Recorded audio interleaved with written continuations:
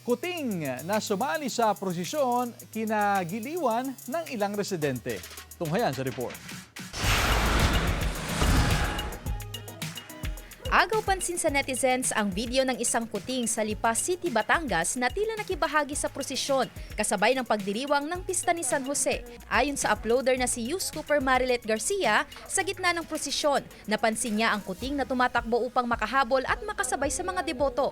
Sa kabila ng pagsubok na ilayo ito upang hindi matapakan, paulit-ulit umanong bumabalik ang kuting at sumusunod sa likod ng karo habang nagpapatuloy ang prosesyon. Nagbigay aliw din online ang video ng mag-asawang sina Jel at Miel kasama ang kanilang 4 na buwang gulang na sanggol. Sa video, makikitang dahan-dahan pang pumasok sa kwarto si Daddy Miel with matching senya sa kanyang asawang si Jel na huwag mag-ingay. Kampanteng tulog na si Baby matapos ang ilang minutong paghele rito. Pero nang ibaba si Baby sa kama, agad niyang napagtanto na gising pa pala ito. Marami sa netizens ang nakarelate sa nasabing eksena, lalo na ang mga magulang na nakaranas na ng hirap sa pagpapatulog ng sanggol. Sandy Salvacio, One North, Central Luzon.